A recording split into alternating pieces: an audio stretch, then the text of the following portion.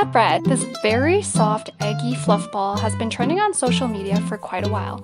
I'm just going to outright say it tastes like a lightly sweet, fluffy egg, and if you make it, it's more for aesthetics than taste. I had fun making it though and hope you'll enjoy the video. Ingredients. If you don't know what to do with your egg yolks, I just used mine in fried rice afterwards.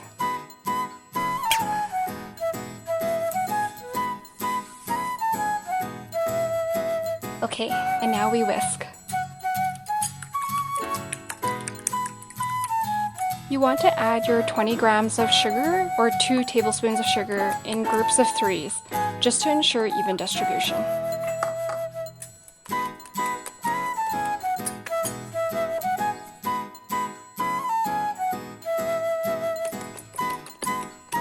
Sift in your 10 grams or 1 tablespoon of cornstarch.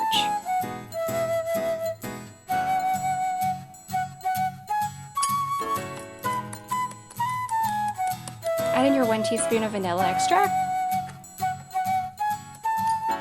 Add in the blueberry juices and seeds. As you'll see here, I added ingredients one at a time, then whisked. But from what I understand, you can add the cornstarch, vanilla extract, and blueberry juices at the same time, then whisk.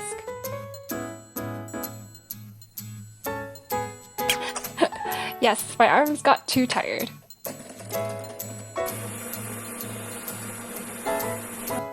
I whisked on low medium to medium high until I reached a stiff peak.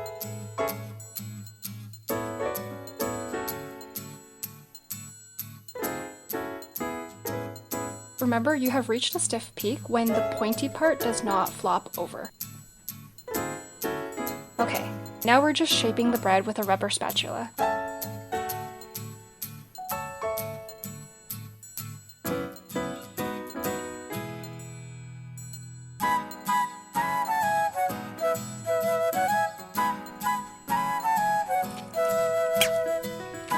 Your oven must be preheated to 300 degrees Fahrenheit or 150 degrees Celsius, and you'll need to place this Jigglypuff on the bottom rack.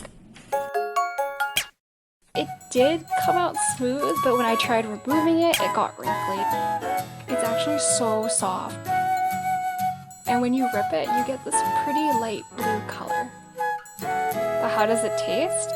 It tastes like a fluffy egg with air and sugar. I think the blueberries I chose were too sour, so if I do this again, it would be with strawberries or very ripe blueberries.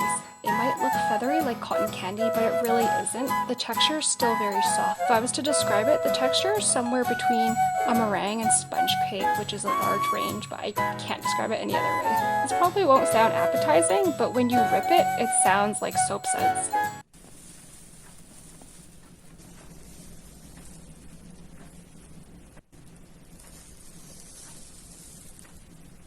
As always, thanks for the views, likes, and subscriptions. Let me know if you try this out and how it turned out for you.